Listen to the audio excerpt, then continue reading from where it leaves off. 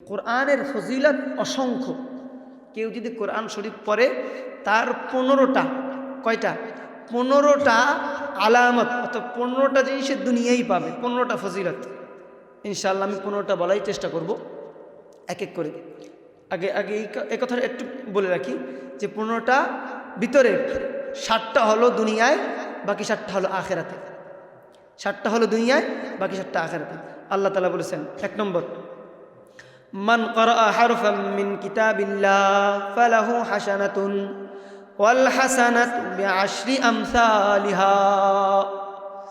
লা আকুলু আলিফুন হারফ, লা আকুলু আলিফ লাম মিম হারফুন, বাল আকুলু আলিফুন হারফুন আল্লামু হারফুন মিমু হারফুন। আল্লাহ রাসূল সাল্লাল্লাহু আলাইহি ওয়াসাল্লাম বলেছেন, কোরআনের একটা আয়াত, একটা হরফ যে তেলাওয়াত করবে আল্লাহ তাআলা তাকে একটা হাসানা দিবে। কি দিবে? একটা হাসানা দিবে। প্রত্যেক হাসানার ভিতরে, প্রত্যেক সবের ভিতরে 10টা করে অংশ রয়েছে, 10টা করে অংশ রয়েছে। হাসানা ওয়াল হাসানাতু বিআশরি আমসালিহা, প্রত্যেক সবের ভিতরে 10টা অংশ রয়েছে। 10টার অংশ উদ্দেশ্য হলো 10টা করে প্রতিদান রয়েছে। এই 10টার প্রতিদান আল্লামা ইবনে হাজার আসকালানি বলেছেন, 10টা প্রতিদান আল্লাহ তাআলা তাকে দুনিয়া থাকতেই দিয়ে দিবেন। কেমন 10টা প্রতিদান? আল্লাহ তাআলা তার মনের প্রশান্তি দান করবেন, 1। 2 নম্বর, তার চেহারার ভিতরে একটা নূর ঝমকাবে, 2 নম্বর। 3 নম্বর, সে মৃত্যুর সময় কালিমা নসিব হবে, 3 নম্বর। 4 নম্বর, সেই ব্যক্তি কখনো কবরে যদি যখন যাবে তখন আল্লাহ তাআলা বলছেন তার দুনিয়ায় থাকতে এমন কিছু মানুষ পয়দা করে দিবে, এমন কিছু মানুষ পয়দা করে দিবে তার জন্য সে দোয়া করে, 5 নম্বর। 6 নম্বর, কোনো ব্যক্তি যদি দৈনিক কোরআন তেলাওয়াত করে আল্লাহ রাসূল সাল্লাল্লাহু আলাইহি সাল্লাম বলেছেন সে হঠাৎ মৃত্যু আল্লাহ তাআলা কখনো দিবে না, 6 নম্বর। 7 নম্বর, কোনো ব্যক্তি যদি দৈনিক কোরআন তেলাওয়াত করে সে কখনো জিন কুমন্ত্রণা থেকে, জিনের বলতে আমি বলতে জাদুটনা বলি আমরা, কোন মানুষের নজর বলতে পারি, কোন মানুষের হঠাৎ নজর, এক কথায় নজর বলতে যা বুঝি, নজর আমরা হতে পারে প্রাকৃতিকভাবে, হতে পারে মানুষের চক্ষু, আইন হাক্কুন, এটা হলো 7 নম্বর, নজর থেকে আল্লাহ তাআলা তাকে হেফাজত করবে। 8 নম্বর, কোন ব্যক্তি যদি দৈনিক কোরআন তেলাওয়াত করে আল্লাহ তাআলা স্পষ্ট, রাসূলুল্লাহ সাল্লাল্লাহু আলাইহি সাল্লাম বলেছেন যে সে আমার সাথে কথা বলে। কোরআন কি? কালামুল্লাহ, আল্লাহর সাথে কথা বলা। কোরআন তেলাওয়াতকারী সে কখনো আল্লাহ তাআলার রহমত থেকে নৈরাশ হবেন না। যখন সে আল্লাহ তাআলার কাছে কোনো কিছু চাইবে আল্লাহ তাআলা তার ডাককে কবুল করে নেবেন। হ্যাঁ, এখানে একটু আলোচনা করতে হয় যে আল্লাহ তাআলা মানুষের ডাককে কবুল করবে। কবুলটা 2 অর্থ, একটা হলো দুনিয়া, একটা হলো আখেরাতে। আখেরাতে যখন অনেক মানুষ যাবে, কিছু মানুষ কিয়ামতের ময়দানে উঠবে, উঠার পরে দেখবে কি যে তার আমল নামায় অনেক বিপুল পরিমাণে সওয়াব লেখা হয়েছে। তখন সেই ব্যক্তি বলবে যে আমি তো এত আমল করি নাই, আমি তো এত নেকি করি নাই, আল্লাহ আমাকে কেন এত নেকি দিচ্ছেন, কেন এত আমাকে আমল দিচ্ছেন, এত সওয়াব, এত প্রতিদান, এত আজর দিচ্ছেন। তখন ওই বান্দা বলবে যে বান্দাকে বলা হবে আল্লাহ তাআলার পক্ষ থেকে, ফেরেশতারা বলবে তুমি দুনিয়া থাকতে অনেক দোয়া করেছিলা, তোমার একটা দোয়াও কবুল করা হয় নাই। কেন জানো? দুনিয়ায় দিলে দুনিয়ায় শেষ হয়ে যেত, প্রত্যেকটা দোয়াকে আমি আখিরাতের জন্য তুলে রেখেছি, এটাই বলবে। তাহলে এইটা হলো 9 নম্বর, উদউনি আস্তাজিব লাকুম। আল্লাহ তাআলা বলেছেন যে বান্দা ডাকো, আমি তোমার ডাকে সাড়া দিব। উদউনি আস্তাজিব লাকুম, এখানে আস্তাজিব লাকুম বলেন, আজাব লাকুম বলে নাই, আস্তাজিব লাকুম। আস্তাজাব আল ইস্তিজাবু, এটা হলো বাবুল ইস্তিফালের মাসদার। বাবুল ইস্তিফাল একটা খাইসিয়ত, আলেমরা বুঝবে যে বাবুল ইস্তিফালের খাসিয়ত হলো ডাকে সাড়া দিতে চাওয়া, দ্রুত সাড়া দেওয়া। একটা হলো বান্দার ক্ষেত্রে চাওয়া অর্থ দেয়, আল্লাহর ক্ষেত্রে হলে আল্লাহ তাআলা দ্রুত এটাকে সমাধান করে। তাই মূল কথা হলো যে এখানে আস্তাজিব লাকুম, আল্লাহ তাআলা কোরআন শরীফে বলে দিয়েছেন বান্দা ডাকো, আমি তোমার ডাকে সাড়া দিব। কিন্তু আমি 100 বছর একটা জিনিস আল্লাহ তাআলাকে চাইলাম, আল্লাহ তাআলা আমাকে দিলেন না। কেন দিলেন না জানেন? ওই কিয়ামতের ময়দানে যে তুলে রেখেছে। হ্যাঁ, তার কোরআনের 9 নম্বর ফজিলত কি ছিল? যে আল্লাহ তাআলা তার ডাকে সাড়া দিবেন। কিসে দিবেন? ডাকে সাড়া দিবেন। আর 10 নম্বর যেটা বড় সবচেয়ে আমাদের জন্য দরকার, সেটা আল্লাহ তাআলা তাকে হেদায়েতের উপর অবিচল রাখবেন। কোরআনের 10টা ফজিলত যে ব্যক্তি কোরআন পড়বে, এটা কে বলেছে? আল্লামা ইবনে হাজার আসকালানি রহমতুল্লাহ আলাইহি। সবচেয়ে বিখ্যাত গ্রন্থ বুখারী শরীফের বিখ্যাত গ্রন্থ ফাতহুল বারি, উনি এই গ্রন্থে লিখেছেন, ওনার একটা কিতাবে উনি এটাকে উল্লেখ করেছেন। সর্বশেষ যেটা 10 নম্বর, সেটা আল্লাহ তাআলাকে হিদায়াতের উপর রাখবেন। মনে রাখেন, কোনো মানুষ, আমরা আলেমরা বলি না যে কোনো মানুষ মৃত্যুর আগ মুহূর্ত তাকে বিশ্বাস করা যাবে না। সে মৃত্যুর 5 মিনিট আগেও ভ্রষ্ট হতে পারে, মৃত্যুর 10 মিনিট আগেও কাফের হয়ে মৃত্যুবরণ করতে পারে। হ্যাঁ, কোনো মানুষকে কাফের বলে তুচ্ছ করা যাবে না, কারণ মৃত্যুর 10 মিনিট আগে ইসলাম ধর্ম গ্রহণ করে ইসলামের ছায়াতলে এসে মুসলমান হয়ে চিরজীবনের গুনাহকে মাফ করায় সে জান্নাতের সুঘ্রাণ, জান্নাতীবাসী হতে পারে। এর মানে 10 নম্বর যে গুণটা কি বলেছি, কোরআন যে করবে, আল্লাহ তাকে হেদায়েতের উপর অবিচল লাগবে। এর মানে হলো যে কোনো মানুষ, যেমন আমরা ঘটনা এসেছি বারসিসা, ঘটনা থেকে আমি যাব না, বারসিসা নামক এক ব্যক্তি ছিল, বালআম ইবনে বাউরা। এই দুইটা ঘটনা আমি খুবই সংক্ষিপ্ত বলবো। বারসিসা 70 বছর আল্লাহ তাআলাকে ডাকছে। কয় বছর? 70 বছর আল্লাহ তাআলাকে ডাকার পরে একটা মেয়ের প্রতারণা পরে 70 বছরের ইবাদত 70 মিনিটে ধ্বংস হয়ে কাফের হয়ে মোরতাদ হয়ে মারা গেছে। 70 বছর যে ব্যক্তি ছিল আল্লাহ তাআলার পক্ষ থেকে একজন মুস্তাজাবুদ দাওয়া, আল্লাহ তাআলা যা বলেন তা কবুল করেন, এমন ব্যক্তি মৃত্যুর আগ মুহূর্তে কাফের হয়ে মারা গেছে। তাহলে আল্লাহ তাআলা যদি আমাদেরকে হেদায়েতের উপর রাখেন, মনে রাখবেন হেদায়েত আল্লাহ তাআলার পক্ষ থেকে বড় একটা পাওয়া জিনিস, বিশাল একটা পাওয়া। মনে নাই যে আমার আল্লাহ সাল্লাল্লাহু আলাইহি সাল্লামের চাচা, যাকে আল্লাহ সাল্লাল্লাহু আলাইহি সাল্লাম মৃত্যুর সময়, আল্লাহ সাল্লাল্লাহু মৃত্যুর সময় লালা মোবারকটা দিয়ে বলেছেন, আল্লাহ আমার চাচাকে মাফ করে দাও, আমার চাচাকে মাফ করে দাও। কিন্তু আল্লাহকে মাফ চাইতে পারেনি। যখন মৃত্যু হয়ে গেছে তখন আল্লাহ তাআলার কাছে বলতেছে, আল্লাহ আমার লালা মোবারকটা আমি আমার চাচার কাফনে দিয়ে দিছি, তাকে তুমি মাফ করে দাও। কিন্তু আল্লাহ তাআলা সঙ্গে সঙ্গে আয়াত নাজিল করে দিছে। কি আয়াত? قال الله تعالى في القرآن إنك لا تهدي من أحببت ولكن الله يهدي من يشاء। হে নবী, আপনি কি জানেন না আল্লাহ তাআলা যাকে চান তাকে হেদায়েত দেন, আল্লাহ তাআলা যাকে চায় না তাকে দুনিয়ার সকল জিনিস যদি বাটায় খাওয়ায় দেওয়া হয়, কোনো পৃথিবীর মানুষ তাকে হেদায়েত দিতে পারবে না। কারণ হেদায়েত হলো আমি আল্লাহর হাতে। হেদায়েত আমি যার জন্য লিখে রেখেছি সেই হেদায়েত পাবে, যার জন্য হেদায়েত লিখি নেই সে হেদায়েত পাবে না।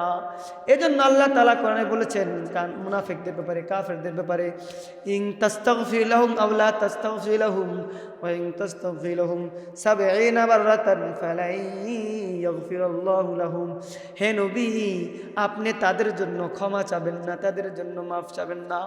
আপনি যদি তাদের জন্য 70 বারও ক্ষমা চান, আমি আল্লাহ তাকে মাফ করব না, কারণ তার কপালে তো আমি হেদায়েত লিখি নাই। কি বলেছি? হেদায়েতটা বড় জিনিস। তাহলে হেদায়েত আমাদের জন্য দরকার আছে কি না? হেদায়েতটা বড় দরকার আছে। আমি কোরআনের আরেকটা ফজিলত বলি। কোরআন হযরত ওমর ফারুক রাদিয়াল্লাহু তাআলা আনহু একবার বাদশা বানায়া, অর্থাৎ গভর্নর বানায়া তার একজন শাগিরদকে পাঠাইছেন, তার নাম হলো রাফি ইবনে খুদাইজ। রাফিকে পাঠাইছেন একটা দেশের গভর্নর বানায়া। পাঠানোর পর ওই এলাকার উনি দেখভাল করবে, ওই এলাকার তিনি গভর্নর। একটু ঘটনা শুনতে হবে, মনোযোগ। গভর্নর বানায় সেখানে পাঠানোর পরে, রাফি ইবনে খুদাইজ অর্থাৎ রাফি উনি ওই জায়গায় কিছুদিন পরে বলতেছে, ওমর ফারুক বলতেছে রাফিকে, তোমার এলাকার কি অবস্থা? যে মা হাউলাল বালিদ বাওয়াদি, তোমার ওয়াদি অঞ্চলের উপত্যকার কি অবস্থা? কাকে তুমি তোমার উপত্যকার ভিতরে নির্বাচন করেছো? আমরা অনেক সময় হয় না, যেমন কথার কথা, আমাদের খুলনা শহরে একজনকে আমরা পাঠাইছি 10টা এলাকার দায়িত্ব দিয়ে।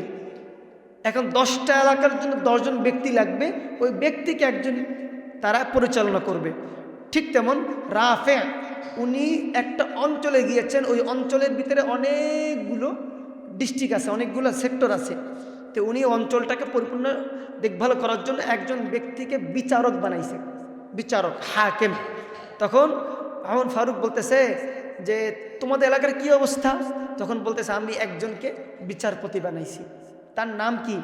তখন তার নাম আসছে যে তার কিতাবে তার নাম আসছে যে সিনজির, এটা নাম আসছে। যাই হোক, তাকে বানাইছে। বানানোর পরে তাকে প্রশ্ন করে, তুমি এমন একজন ব্যক্তিকে বানাইছো, কে সে?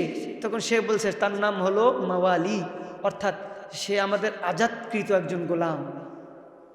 মাওলালিয়া মানে আমাদের আজাদকৃত একজন গোলাম। তখন বলছে তুমি একজন আজাদকৃত গোলামকে একজন জাগার গভর্নর, একজন প্রতিনিধি বানাই ফেলছো।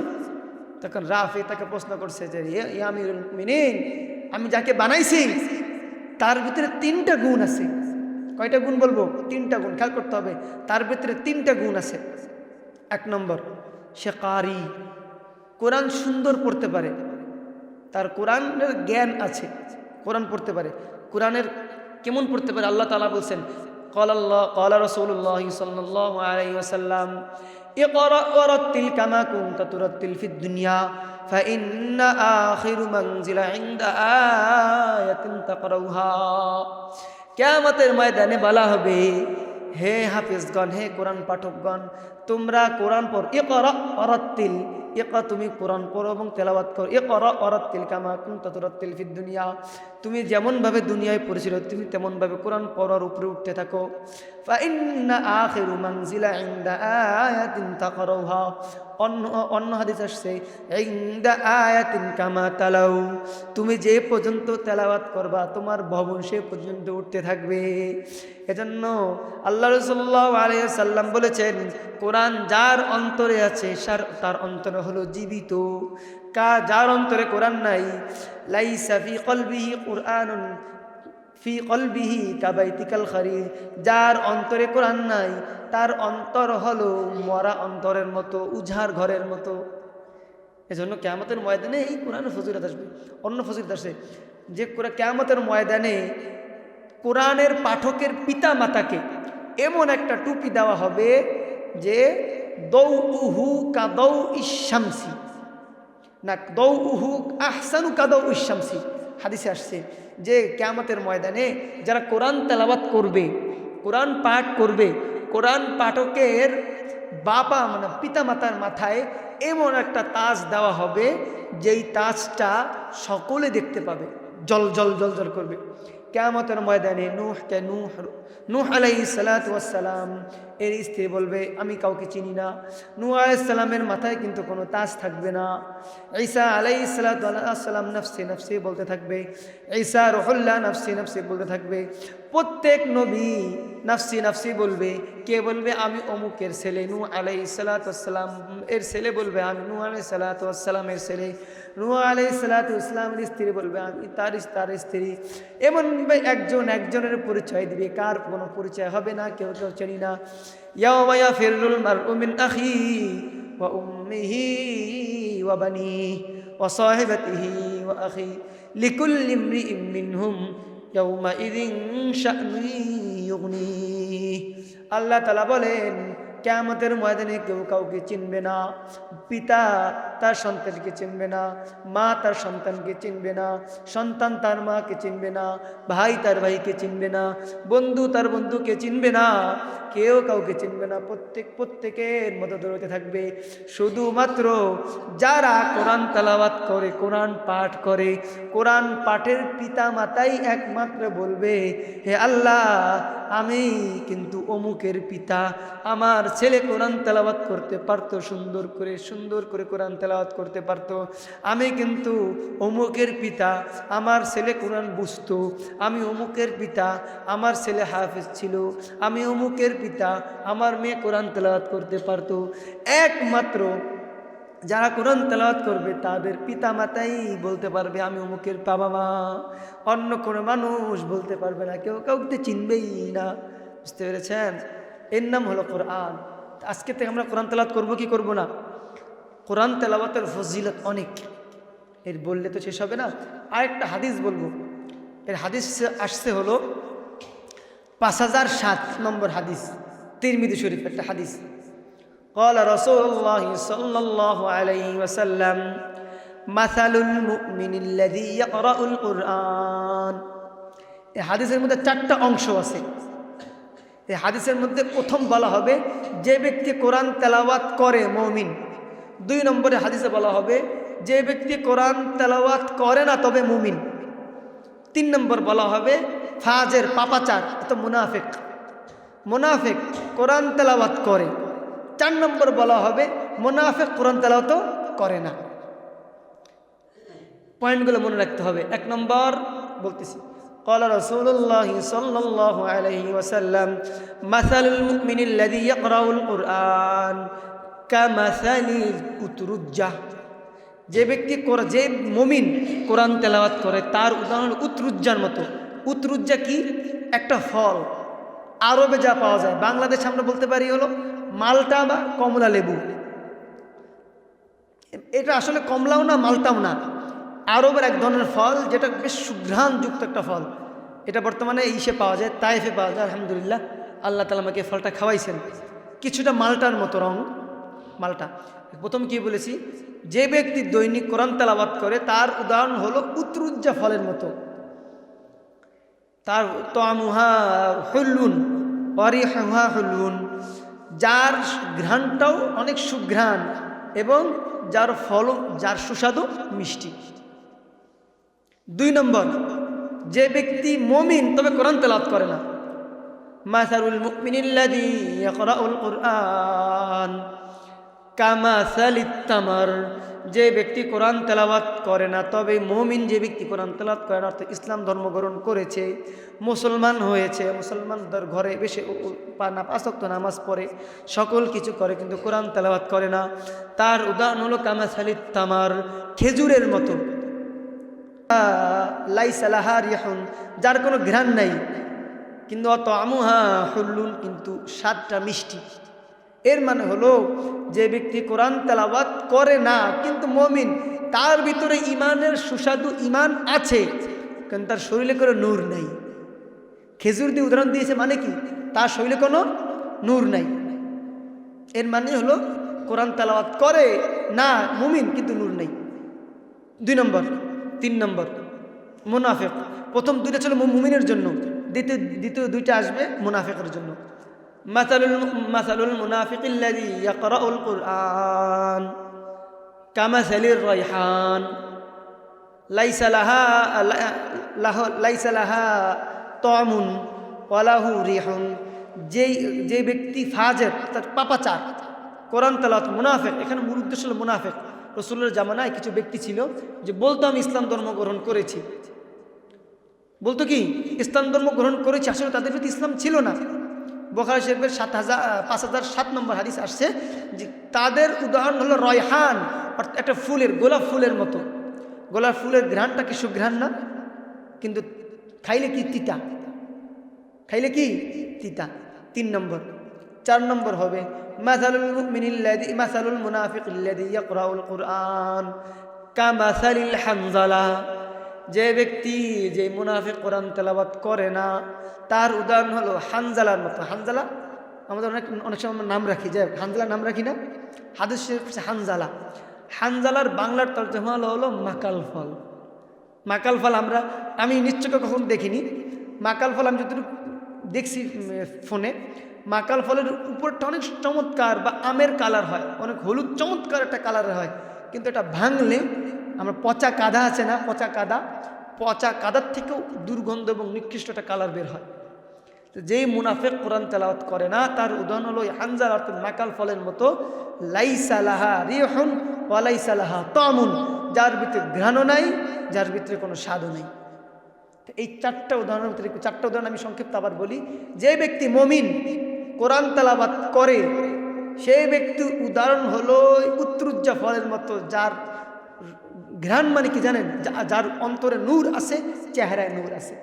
যে মুমিন কোরআন তেলাওয়াত করে না তার অন্তরে স্বাদ আছে, মুমিন আছে না, মুমিন অন্তরে ঈমান আছে, কিন্তু চেহারায় কোনো নূর নাই, তার শরীরে কোনো নূর নাই, আল্লাহর রহমত থেকে বঞ্চিত। আর যে ব্যক্তি মুনাফিক কোরআন তেলাওয়াত করে তার ওই ফুলের মতো, যে তার ঘ্রাণ আছে কিন্তু তার ভিতরটা তিতা। আর যে মুনাফিক কোরআন তেলাওয়াত করে না তার হানজালার মতো।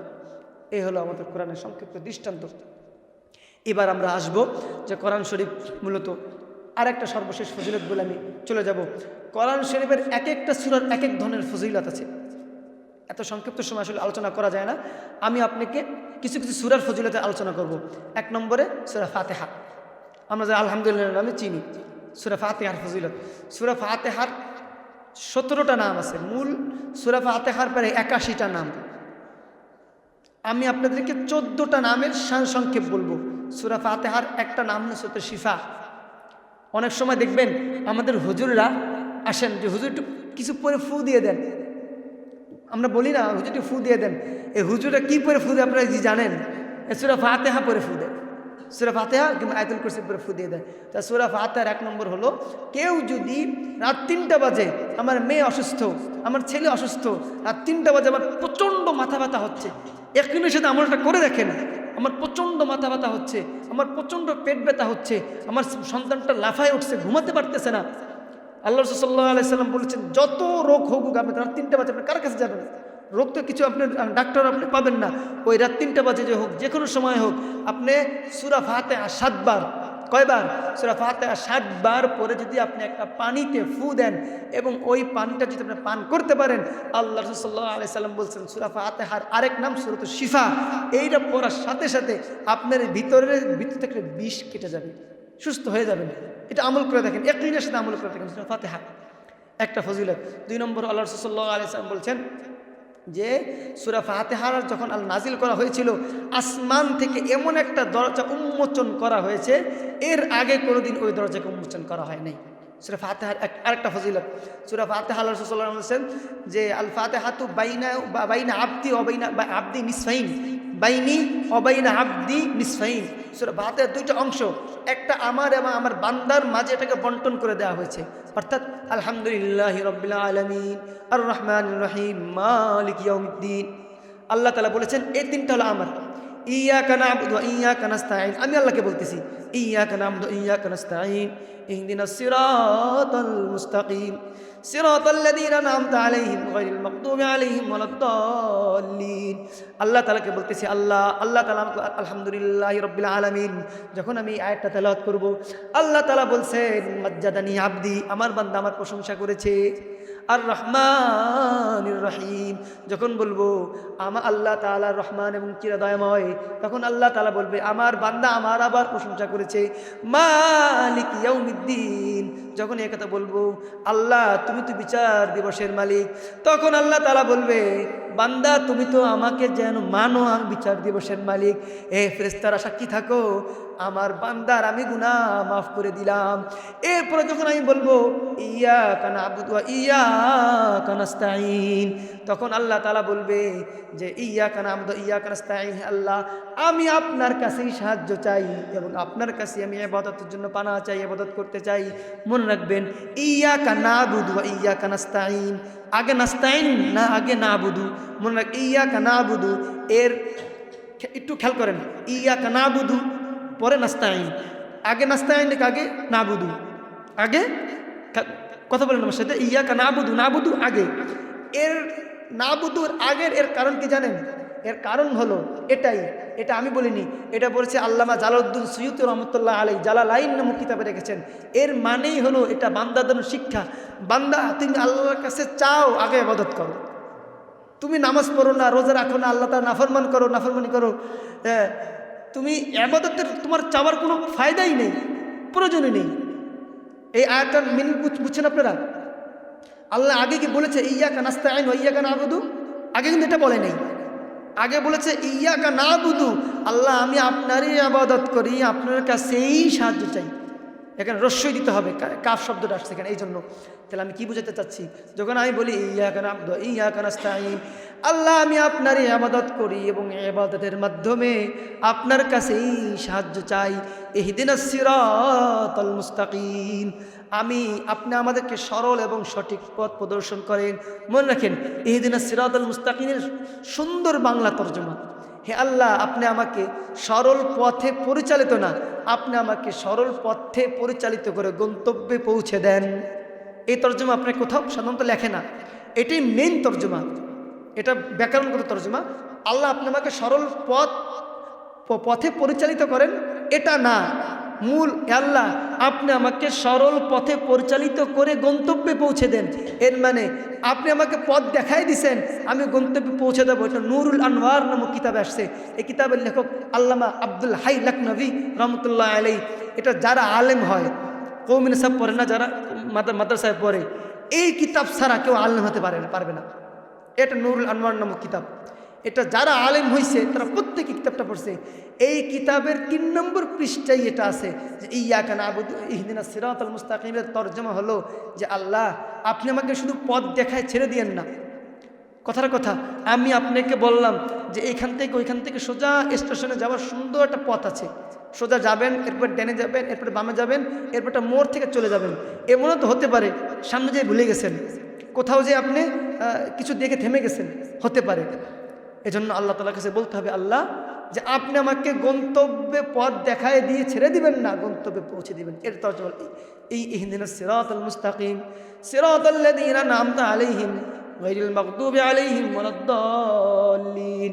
হে আল্লাহ আমি আপনার কাছ থেকে ওই পথ থেকে পানা চাই যেই পথে গায়রিল মাগদুবি আলাইহিম, যেই পথে আপনার রাগান্বিত, ওয়ালাদ-দাল্লিন যাদেরকে আপনি পথভ্রষ্ট করেছেন তাদের পথ থেকে না। এবার কি বুঝছেন সূরা ফাতিহার এই সূরা ফাতিহার ফজিলত? যারা আজকে প্রথমে আসেন তারা বুঝতে পারছেন সূরা কোরআনের ফজিলতের 1 নম্বর কি বলেছি? সূরা ফাতিহা।